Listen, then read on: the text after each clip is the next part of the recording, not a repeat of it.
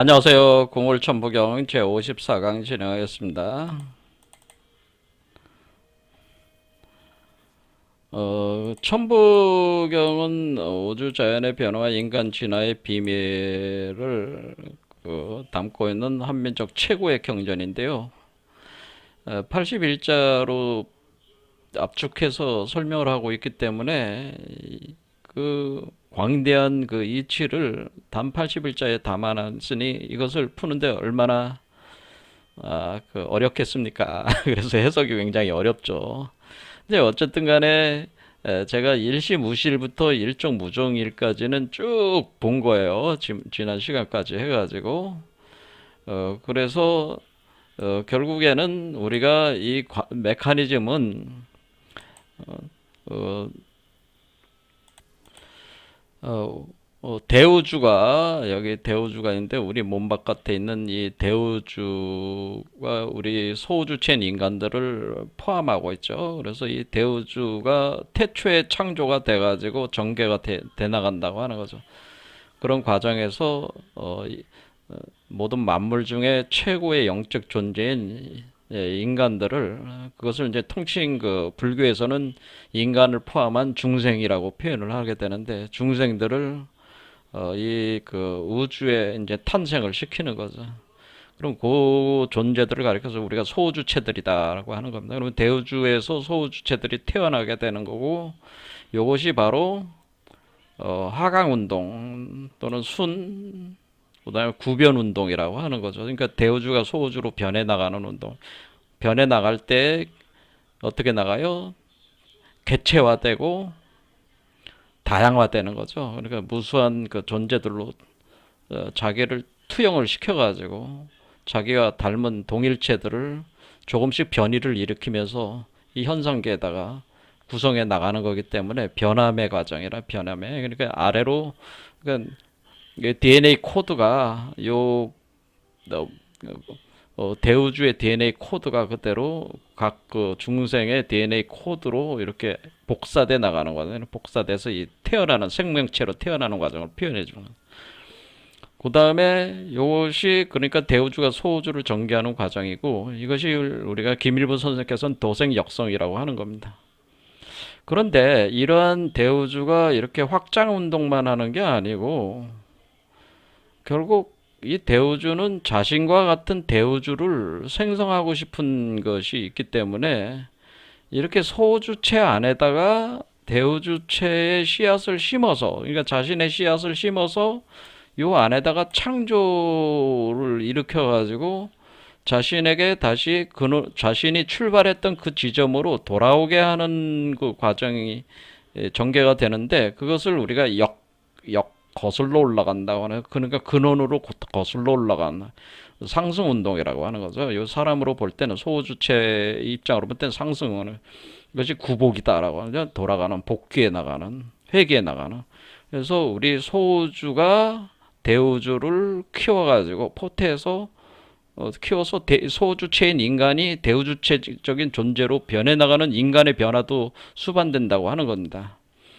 이것이 이제 역생도성이라고 하는데 김일부 선생께서 말씀하신 그래서 궁극적으로는 요 대우주가 출발했던 원래 그 지점으로 요 우주가 들어간다고 하는 거죠. 딱 들어갈 때에 그 원래 출발했던 그 지점을 부동본이라고 하고 여기 요 부동본에서 일어나는 마음이 본심이라고 하는 것이라는 거예요. 여기서 본태양이 작용을 하면서 이 운동이 진행이 됐다고 하는 거죠. 그래서 결국 일치무실에서 일종무종일은 이렇게 구변과 구복의 그 메커니즘을 총괄적으로 이제 설명을 해준 것이 80일자로 담아서 설명한 것이 천부경이다 이런 겁니다.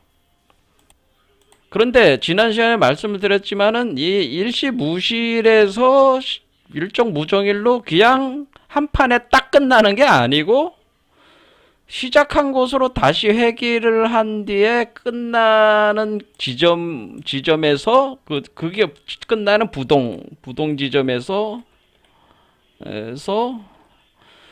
창조와 파괴 운동이 무한반복이 된다고 하는 거죠. 이게 무한반복이 된다. 이 얘기는 우리가 그 지점이 부동본이 되는 지점이 무수히 많은 소주체들이 태어나는 곳이고 부동본인 그 지점이 소주들에 의해서 대우주들이 태어나는 지점이다 이러는 거예요. 그래서 그것을 일괄해서 우리가 신무국이라고 하는 것이다 라고 하는 신무국. 그래서 요 신무국에서 우리가 그것을 불교적으로는 공이라고 하는 거고 이 신무국이 하나의 그 토양이 되고 그 우주의 씨앗을 우리는 태극이라고 하게 되고 그 우주의 씨앗이 활성화가 되면서 일태극이 그 석삼극해서 삼극으로 변하면서 이것이 삼수로 변하면서 이렇게 활성화가 됩니다. 이럴 때 이것을 불교에서는 유식종자라고 한다는 거죠. 이거를 우리 그 과학적인 어떤 그런 표현으로는 신무국은 불교에서는 공이고 과학적으로는 아인슈타인 로젠 브릿지라고 해서 블랙홀, 웜홀, 화이트홀, 특히 웜홀이 바로 이 공 신무국에 해당된다 이렇게 보는 거죠. 일태극은 유식종자, 인플라톤 우주 씨앗이다라는. 오왕극은 불교에서는 법신불, 비로자나불, 대일열애라고 하는 겁니다. 그리고 우리가 과학계에서는 엔트로픽 프린서플이라고 해가지고 인류 원리라고 하는 게 있는데 이런 개념으로도 설명할 수는 있습니다. 하지만은 요거는 내용이 또 많이 들어가네 그러니까 요건 하지 않겠습니다. 어쨌든 이런 개념들은 있다는 거죠. 자, 그래서 지난 시간에 우리가 이제 천부경을 지금 봤는데, 천부경을 좀 더 이제 세부적으로 더 잘 이해를 하기 위해서 제가 이제 불교적인 어떤 그런 사유 체계를 가져와가지고 설명을 하기 시작했어요. 그 중에 하나가 이제는 반야심경이죠. 마바냐 바라멜다 심경. 이 심경을 가져와서 설명을 할 때에 오늘 이제는 말씀을 드리려고 하는 것은 바로 뭐냐면은 우리가 이 우주에는 세 개의 우주가 있는 거죠. 그러니까 여기는 대우주가 있고 소우주가 있고 또 하나의 우주가 있는데 이 우주는 소우주 속에 감춰진 우주가 있다는 거죠. 그렇죠. 이 우주는 소우주 속에 감춰진 우주예요. 그러면은 이 우주나 대우주나 소우주나 소우주 속에 감춰진 우주나 다 신무국, 일태극, 오황극이라는 게 존재를 한다 이렇게 볼 수가 있는 거 아니겠습니까?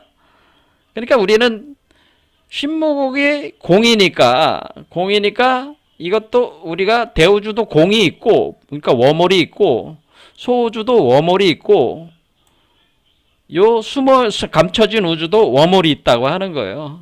그래서 그것을 가리켜서 대우주의 워몰을 외공이다. 바깥에 있는 우주의 공이다 라고 하는 거고 소우주의 워몰을 내공이다. 안에 있는 공이다. 그런 뜻이고 요 감춰진 우주의 공을 우리가 밀공이다 하는 거죠. 이렇게 되는 거죠. 밀공이라는 거는 감춰질 밀자입니다. 그러니까 감춰진 우주. 그러니까 비밀의 비밀로 감춰진 우주, 비밀로 감춰진 우주다 그런 거다. 그래서 이게 밀자는 감췄다, 감춰져 있다 그런 뜻입니다.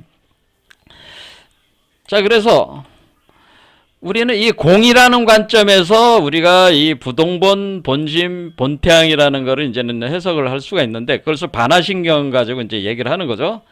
그러면은 이 공이라는 관점에서 볼 때는 이 외공과 그러니까 이 대우주 이 원래 바깥에 있는 대우주의 외공과 이 소우주의 내공이 합치되는 지점이 심장이 요 심장에 와서 심장 차크라 여기 와서 요 지점에서 합한다는 거죠. 그러니까 우리가 이 워몰은 요 지점이잖아요. 요 심장 차크라란 말이야. 그러면 요게 대우주가 이렇게 대우주가 요 지점에 딱 오는 거예요. 이렇게 중간에 딱 그러니까 중심이 딱 매칭이 되는 거야. 매칭이 된 뒤에 요것이 요 위치에 온단 말이야. 그러니까 우리가 외공과 내공과 밀공이 합쳐질 때에 외공에 있는 우주 정보가 밀공으로 카피가 된다고 하는 거죠. 이렇게 공을 통해서 카피가 돼 나간다. 여기에 카피가 됐어요. 그러면 카피가 돼서 이것이 이제는 정보 우주가 된 거죠. 정보적 구성을 한 뒤에 이것이 물질적으로 또 이제 육화가 되면서 물질화가 되면서 이렇게 간단 말이에요. 가서 신무국으로 또 공으로 이 자체의 대우주의 공과 합치가 돼. 그게 바로 부동본 지점이죠. 요거와 요게가 하나가 되는 거죠. 하나가 되는 그 지점으로 딱 들어간다 이거죠. 그때 우리는 이 과정에서 일시무실은 여기서 시작한 거고 일종무종일은 요거로 돌아온 거죠. 요거로. 그런데 이 일종무종일이 된 요게 우주의 주인이 돼가지고 다시 일시무실 일종무종일의 과정을 또 반복하게 된다고 하는 겁니다. 이렇게 끊임없이 반복이 돌아가는 것이다. 그렇게 할 때 우리는 이 세 개의 공이 있는데 외공과 내공과 밀공이 있고 이 밀공이 외공과 합치되는 지점이 나가서 그러니까 이 안에서가 아니라 밖에 나가서 이 소우주적 구조를 깨고 나가서 대우주체가 돼서 대우주의 외공과 합치되는 지점이 바로 거기가 부동본 자리고 본심 자리고 본태양의 자리다라고 하는 거기에 위치다라고 하는 겁니다. 그래서 이러한 공의 입장에서 이 이치를 규명한 거죠. 이렇게 규명을 할 때에 그 불교의 대승 철학에 이것을 구성한 사람이 바로 나가르주나라는 사람입니다.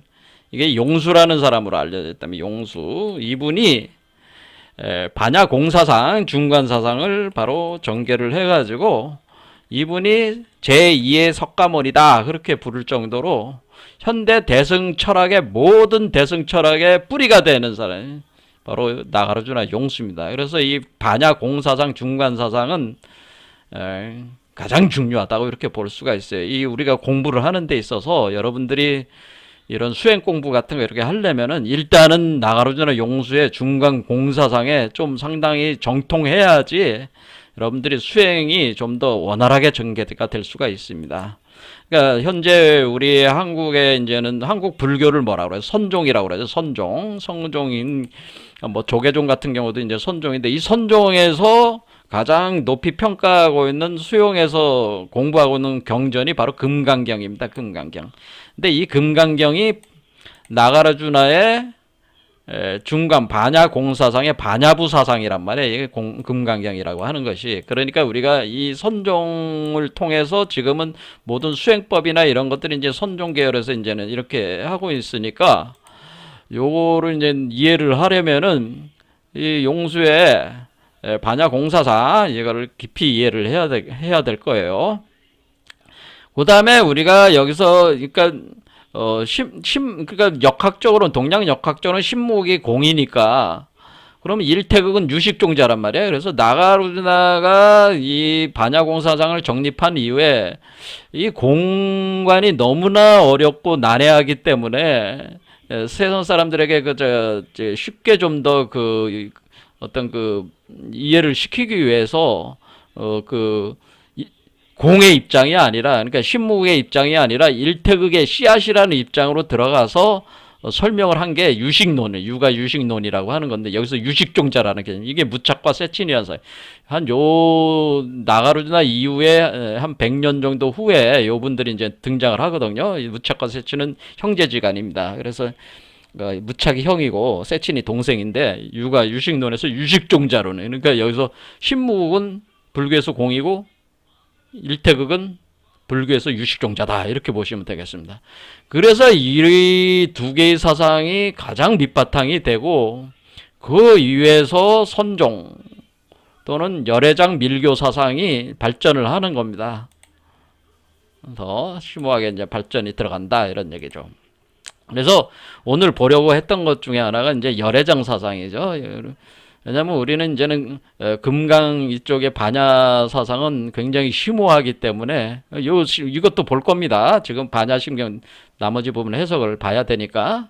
하지만은 우리가 수행을 하는 데 있어서는 열애장 사상과 티벳 밀교가 제가 볼 땐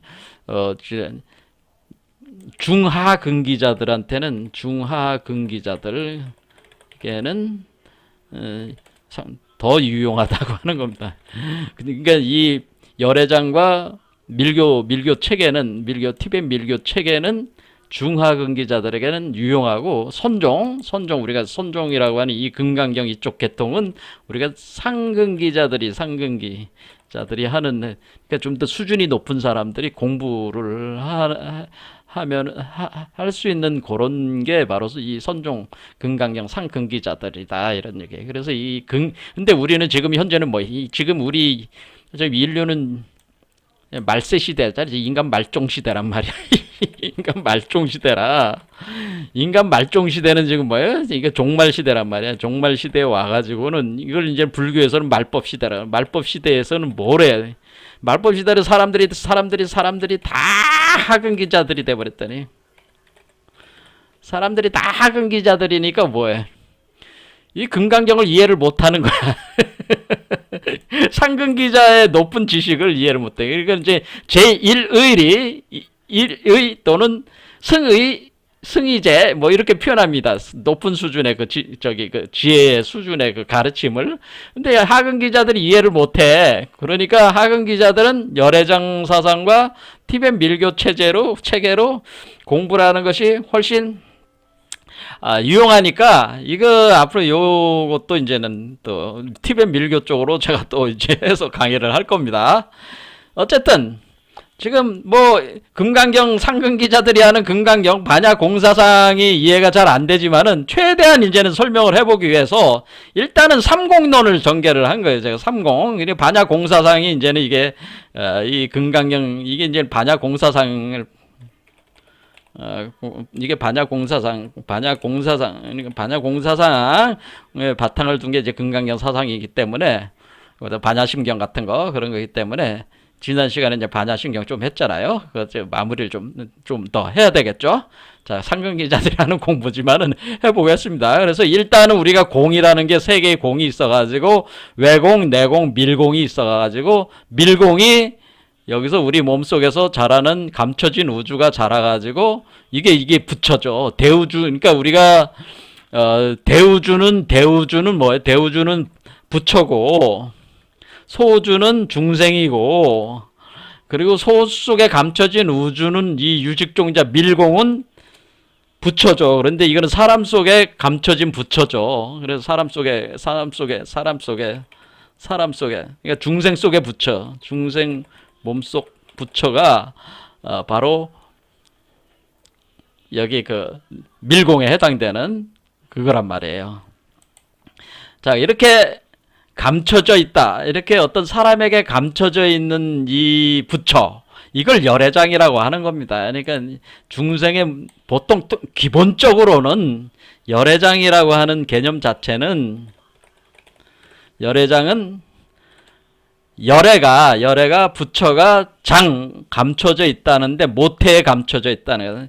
열애가 모태, 엄마의 그 자궁이라고 볼 수도 있고, 또는 이걸 종자라고도 볼 수가, 종자에 감춰져 있다. 또는 이것을 그 알이라고도 표현합니다. 이 장이라는 거는 이제는 가르바라, 범어로는 가르바라고 하거든요. 그걸 알로도 번역이 됩니다. 그 다음에 이게 나무의 싹스로도 표현되기 때문에 요 열애가 이렇게 모태, 자궁의 종자나 알이나 그 모태가 되는 그 사람이 하나의 나무로 보면 나무의 싹스로 이렇게 감춰져 있는, 아직 나지 않는 싹스로 있는 상태, 가지로 올라오지 않은 상태의 싹스로 있다. 이것이 이제 열애장이라는 개념이에요. 그래서 열애장은 우리가 타타가타 가르바라고 하는 겁니다. 가르바. 타타가타 가르바. 그러니까 이 타타가타 가르바는 인간의 몸속에 뭐가 있어요? 인간의 몸이 불모. 그러니까 사람의 몸이 부처의 어머니라. 사람의 몸이 부처의 어머니가 돼가지고 사람이 모태가 돼가지고 그러니까 그러니까 뭐예요? 이때 여기서는 소우주 중생의 요 공이 어떤 역할을 해주는 거예요? 요게 바로 모태 역할을 하는 거죠. 모태 역할. 그러니까 우리가 삼공에서 내공, 요 내공, 소우주에 있는 이 내공이라는 것이 공이 모태 역할을 해가지고 유식종자, 그러니까 그 종자를 유식종자, 모태 역할을 해서 소주 중생의 공이 모태 역할을 해가지고 유식종자를 거기서 기르는 거잖아요. 유식종자를 기른다. 할 때 우리가 이게 바로 유식종자가 되는 거죠. 이게 유식종자를 길러줘. 그렇죠? 그러니까 요게 씨앗이 이 유식종자가 부처의 씨앗이 되는 거죠. 그래서 여기서 부처의 씨앗이야. 이게 그래서 부처의 씨앗. 열의 씨앗을 길러. 열의 씨앗을 길러준다. 그렇죠? 그래서 심어가지고 이제 기르는 겁니다. 그러니까 수태해가지고. 자, 그래서 우리는 여기서 공과 유식종자의 관계를 이제 개념을 잡았죠. 공이 모태 역할인 거예요. 우리가 공이라고 하는 것을 중하근기자들이 공부해야 되는 열애장 사상으로 볼 때는 공은 뭐예요? 여자의 자궁이죠. 그러니까 사실은 공은 뭐다? 여자의 자궁이다. 이렇게 이해하시면 좋죠. 자, 그러면은 우리가 공을 여러분들이 추상적 관념적으로 이해를 하면은 너무 어려워. 그러니까 간단하게 공은 장이다. 아니, 그걸 장이라기보다는 공은 모태 자궁이다. 이렇게 이해하시면 된다는. 모태 자궁입니다. 공은 모태 자궁이다 하면은 실체적으로 이해가 되죠. 여자의 자궁. 여자의 자궁에 씨앗이 있어? 수정란이 있어? 그러면은 애를 만들 수가 있잖아요. 그와 같이 모든 만물이 태어나는 자궁에서 만들어진다. 이렇게 하면은 그게 다 뭐예요? 그 자궁이라고 하는 거를 일반화시킬 수가 있잖아요. 그렇죠? 그래서 공은 자궁이다. 이렇게 하시면 되는 거죠. 그래서 모태 자궁인, 그러니까 우리가 여기서 부동본이라고 하는 이거는 뭐예요? 부동본은 이게 모태 자궁이지. 이게 모태 자궁. 그렇죠? 모태 자궁에 씨앗이 뿌려져 있는 상태, 씨앗이 있는 상태가 부동본 상태라는 얘기지. 이해가 되시죠? 그리고 모태 자궁이 신무국이다. 이렇게 볼 수가 있는. 이해가 되죠? 그러면은 우주 근원의 모태 자궁은 뭐겠어요? 우주 근원의 공, 신무국, 이것이 바로 외공이었잖아요. 이 외공의 모태 자궁은 바로 이것을 우리가 신화적으로 이렇게 할 때 이것을 뭐라고 그러겠어요?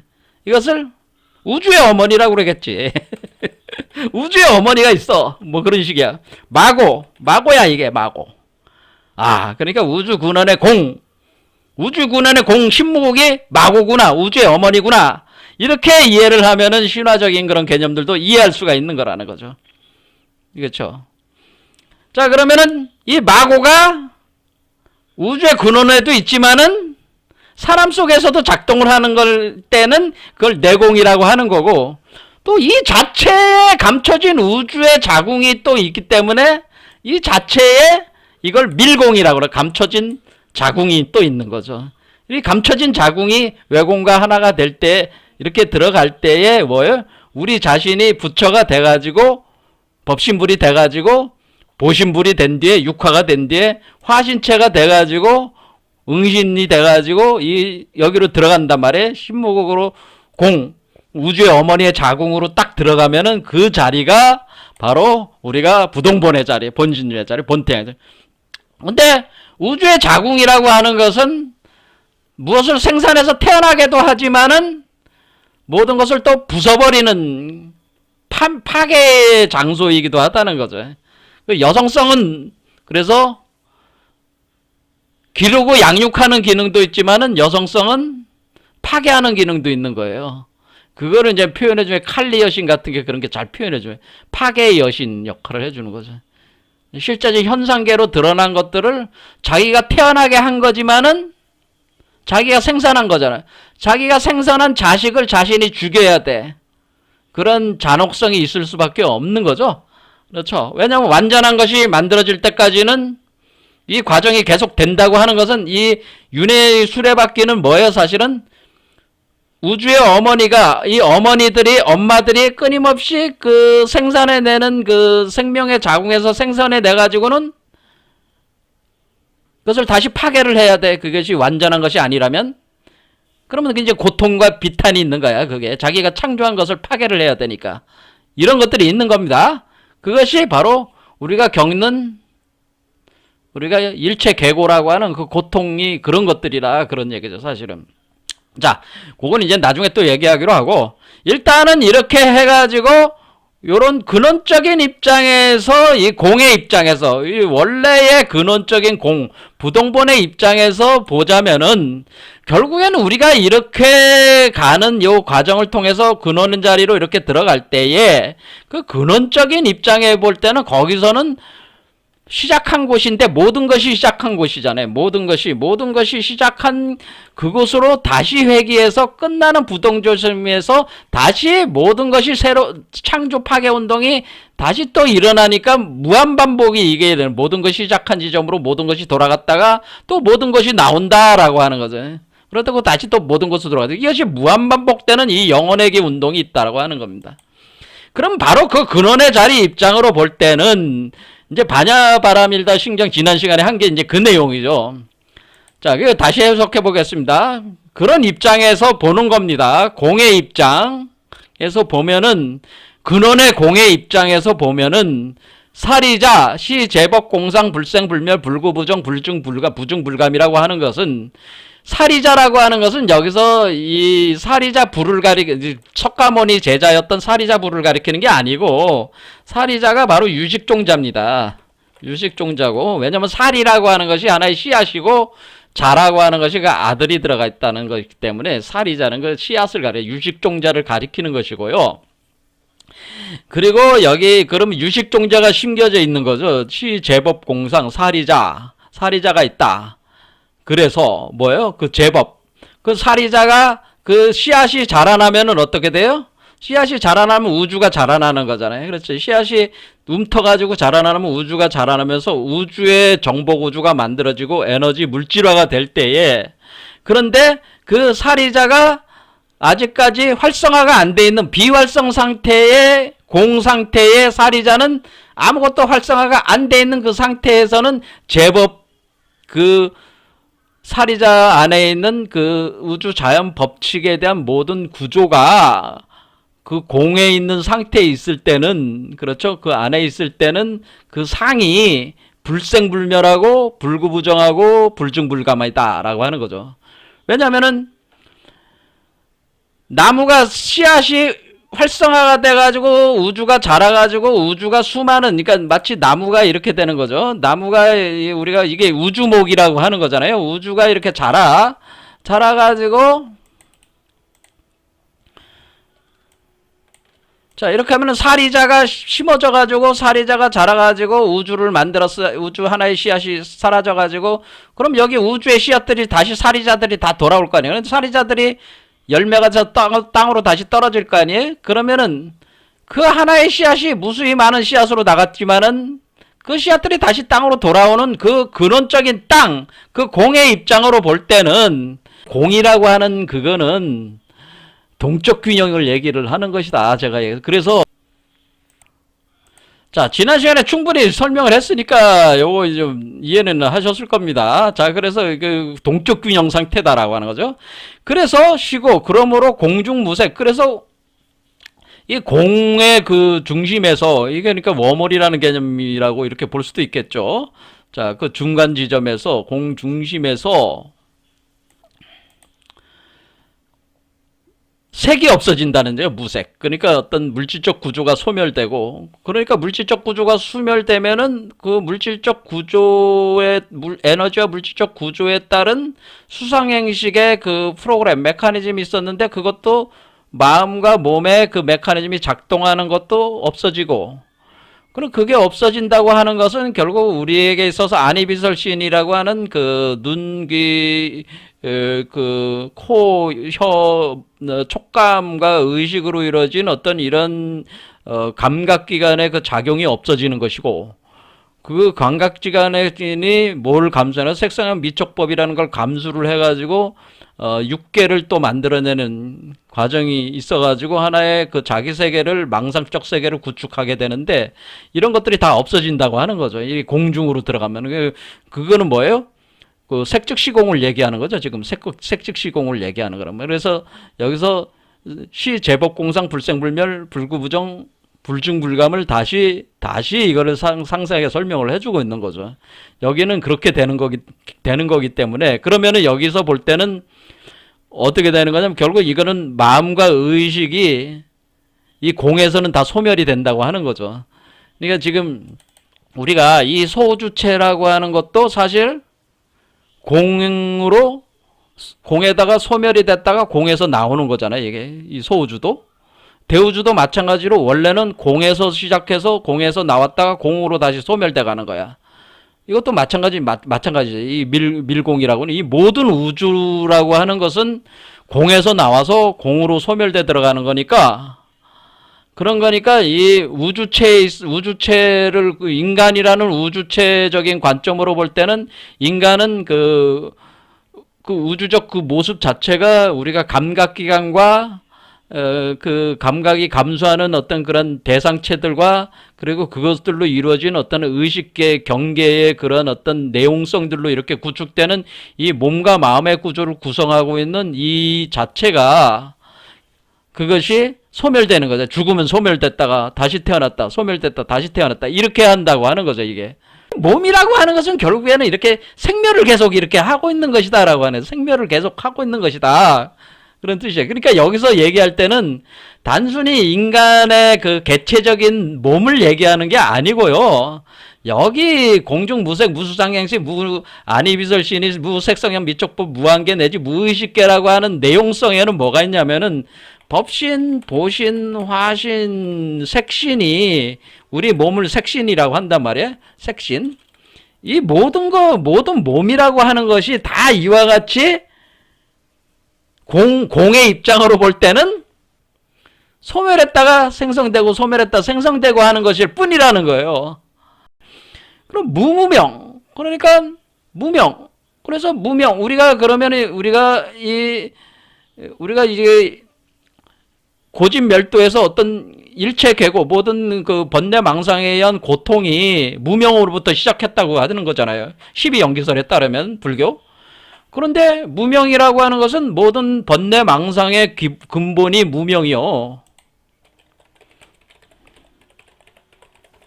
뿌리가 무명이란, 그 원인이 무명이란 말이에요. 그런데 무명도 없다는 얘기죠. 무명도 없고 무명지, 무명 번뇌망상 뿌리가 제거된다는 것이 무명신이죠. 무명이 다 해가지고 무명이 없어진다는 거죠. 그러니까 번뇌망상 뿌리가 완전히 없어지는 것도 없고 그런 뜻이에요. 그러니까 이 얘기는 뭐냐, 무명은 번뇌망상 세계고 무명지는 번뇌망상을 벗어난 세계란 말이야. 그러니까 공의 입장으로 보면은 원래 번뇌도 없는 거고 번뇌가 다 끝난 것도 없는 거예요. 그런 뜻이에요.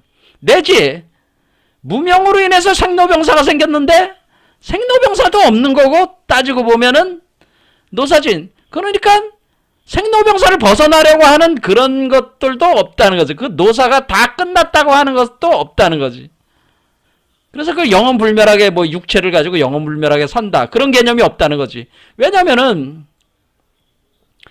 그 모든 그 번뇌망상의 주관을 하고 있는 것이 바로 몸이잖아요. 아니비설신이 색상현 미촉법 그리고 무안개 내지 무의식계, 의식계, 이거로 인해서 구성되는 세계인데, 이것이 결국 공으로 다 들어가가지고 소멸되고 그렇게 해버리는 거기 때문에, 공으로 다 소멸되는 거기 때문에 여기에는 또 무엇이 새롭게 번뇌도 없어지는 거지만은 번뇌가 없앨 것도 또 없어지는 그런 것 자체가 아예 성립이 안 되는 그런 위치라고 하는 거죠. 여기가 이게 무고진멸도. 그래서 우리가 고진멸도, 그래서 어떤 일체 계고를 그 집착해서 일어나는 거를 멸해서 도를 이룬다고 하는 것도 할 필요도 없고, 공의 입장으로 보면 무지.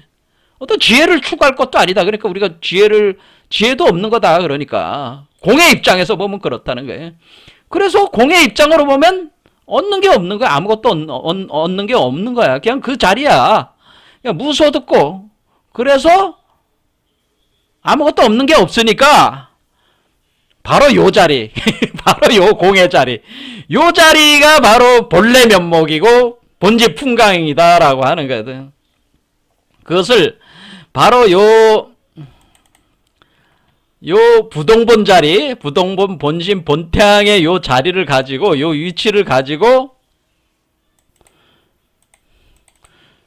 요 공의 위치에 있는 요 자리를 가지고요. 요거를 이제는 요 자리가 바로 본래 면목의 자리고 본질 풍광의 자리고 본분 전제의 자리인데, 요게 바로 우리가 천부경에서 얘기하는 부동본이라고, 여기가 봐 이런 개념이 부동본이다라고 하는 겁니다.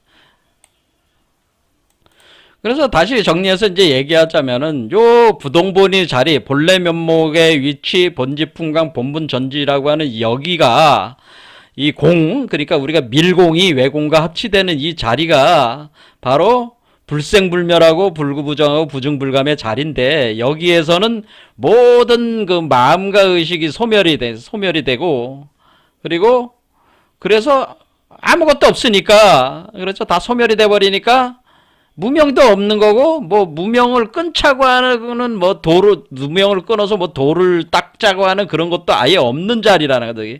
생로병사도 없고, 생로병사가 생로병사가 다하게 만들려는 그런 도를 깨달아서 그렇게 하려는 그런 것도 없다고 하는 거죠. 그런 것도 없고, 그러니까 고진멸도 할 게 없다는 거지. 그러니까 고진멸도 할 것도 없는데, 뭐 깨달을 것도 없는데 지혜를 뭐 발휘할 필요가 뭐가 있어. 그러니까 지혜도 없고 그런 식의. 그래서 요 본래 면목 본질 풍광 본분 전지에 도달하기 위해서는, 그 다음은 보리쌀타의 반야바라밀다 고, 그래서 보리쌀타, 그러니까 보살들은 어떻게 하냐면은 반야바라밀다라는 과정을 통해서 의지해서 바로 여기에 도달할 수가 있다고 하는 거죠. 이 본래 면목과 본질 풍광과 본분 전지를 구현할 수가 있다고 하는 거죠. 그러니까 그러니까 바로 요 자리, 이 공이죠. 이걸 이제 진공이라고 이렇게 볼 수가 있겠습니다. 진정한 공. 이 진공이라고 하는 이 자리에서, 그런데 이 진공은 어떤 말 그대로 아무것도 없는 그런 개념이 아니고 균형점이라고 그랬죠. 끊임없이 들고 들락날락하는 이 균형점에 도달을 그 지점을, 근데 이 진공이 없는 게 아니잖아요. 제가 분명히 얘기했지만은 대우주에 공 있고 소우주에 공이 있고 밀공에 공이 있는데, 이 공은 다 사실 같은 공이에요. 외공, 내공, 밀공은 사실 공이 같은 공이라고 원래가. 그러니까 이게 이미 내 안에 이미 이 공이라는 게 진공이 있는 거나 마찬가지예요. 그래서 이것을 감춰져 있는 것을, 이것을 우리가 다시 알게 되는 거죠. 다시. 그러니까 이미 있는 것을 그냥 깨닫게 되는 그런 거죠. 어떻게 보면은 그런. 그러니까 이와 같이 어떤 이런 진공, 이걸 굳이 붙이자면 진공이라고 하는 요 상태에 도달하려고 할 때는 우리가 바냐바라밀다라고 하는 그 과정을 통해서, 그 메커니즘을 통해서 여기에 이런 공에 우리가 공을, 그러니까 이미 우리가 가지고 있지만은 이 본래 면목, 이미 우리가 본래적으로 우리가 구득하고 있지만은, 가지고 있지만은 우리가 인지가 안 됐던 것, 그러니까 우리가 인지가 안 됐던 것들을 우리가 바냐바라밀다라는 과정으로 우리가 이것을 구현해낼 수가 있다는 거죠. 그것은 이제 밝혀낼 수 있다는 거죠. 우리가 본래부터 가지고 있었던 것을 우리가 알 수가 있다라고 하는 것이, 이게 이제 바냐바라밀다 신경의 내용이죠. 그런데 그건 그러면 어떻게 그런 바냐바라밀다 수련을 하냐? 그게 이제 여기 맨 앞에 있는 관자재 보살 행, 심 반야바라밀다시 조견 오온계공 도 일체 고액해서 여기 관법으로 하는 것이다 라고 여기 설명이 됩니다. 관자재 보살에서 관자재 보살의 메커니즘을 운행을 해라. 그러면은 그것을 운행을 하면은 반야바라밀다 그 과정이 진행이 된다. 그래서 그 조견해라. 거기에 비춰라. 그러니까 관에서 관 조견해라. 하면은 이것을 반야바라밀다 과정이 진행이 된다. 그러면 이것을 통해서 우리가 여기에 도달할 수가 있다. 그러니까 도달한다는 것도 멀리 간다는 얘기가 되니까 참 이게 언어를 쓰기가 힘든 거예요. 그러니까 우리가 이미 가지고 있는 것을 아는 거죠. 그냥 아는 거야. 그러니까 그러니까 우리가 망상 때문에 몰랐던 것을 이미 내가 이미 있었던 것을 모르는 상태였는데 망상을 벗고 보니까 내가 이미 가지고 있었어. 그러니까 주머니에 항상 있었는데 주머니에 손을 넣어보기 전까지 모르는 것 같이 나중에 보니까 내 주머니에 있었던 거야. 그렇죠?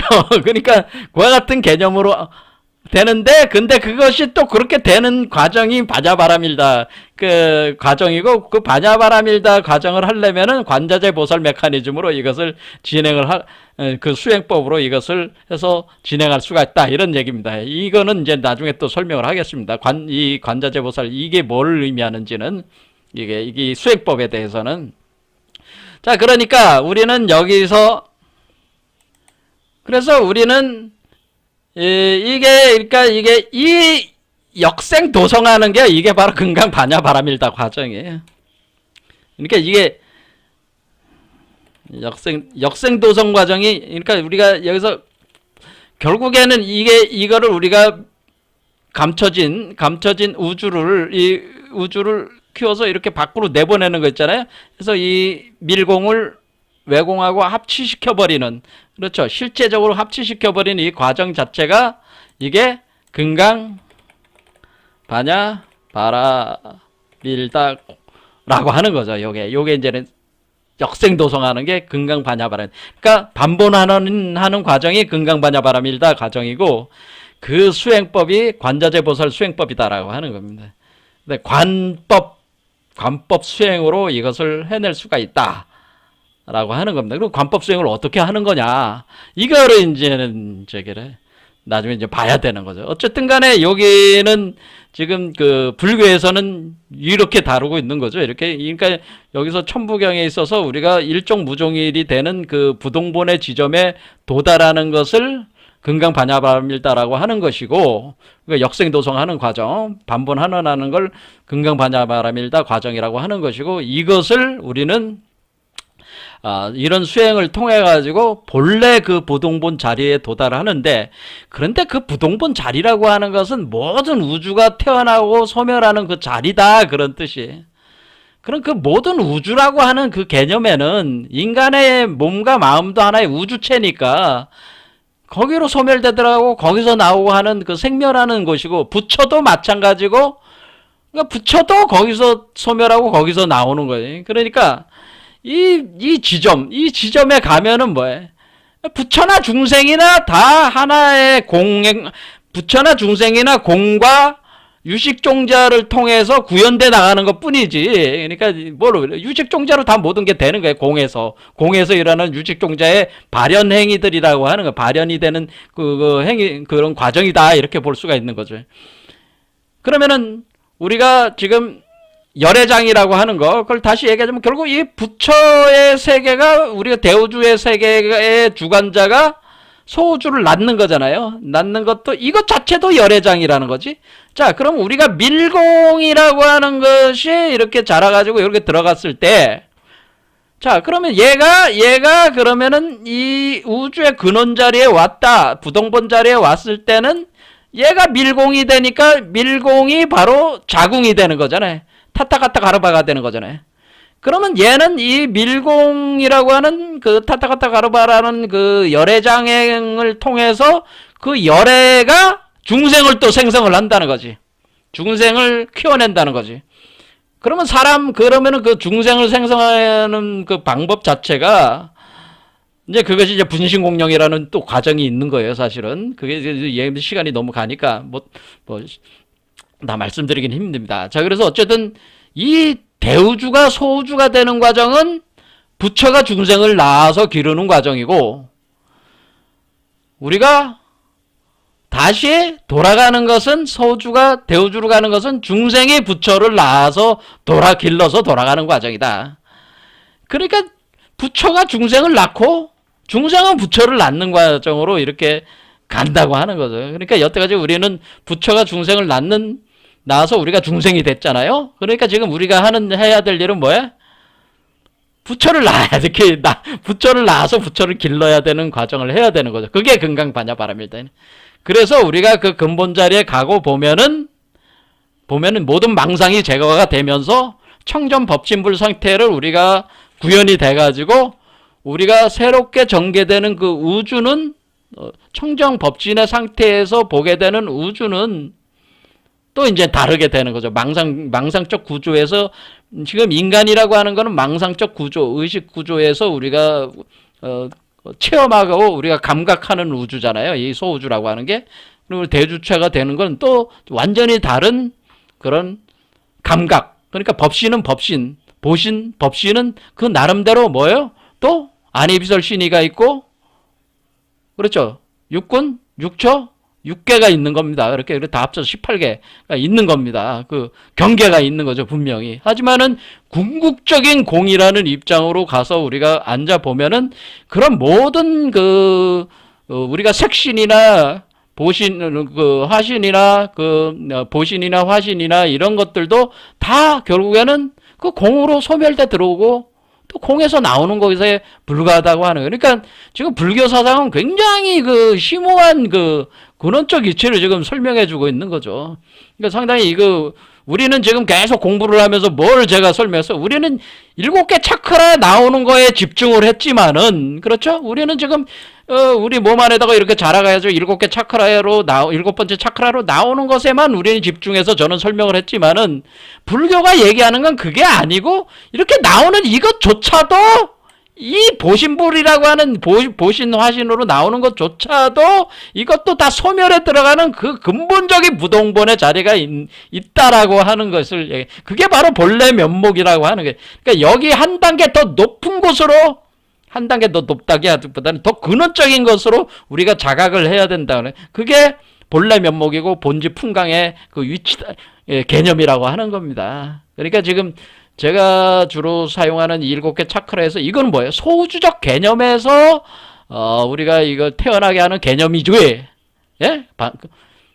근원적인 관점으로 우리가, 그러니까 부처가 된 입장에서 지금 제가 강의를 많이 한 건 아니에요. 그래서 앞으로는, 근데 우리가 수행을 할 때는 우리가 이제는 어떤 우리가 수행을 해서 이제 반야바람일다 수행을 할 때는, 또는 이런 천부경 수행을 할 때는 우리가 그러니까 원인이라는 관점, 그러니까 우리 몸에서 만들어가지고 한 단계 한 발 한 발 올라간다라는 이런 점진적으로 가는 원인에 의해서 그 다음 원인으로 이렇게 축적해 나가는 이런 점진적 과정보다는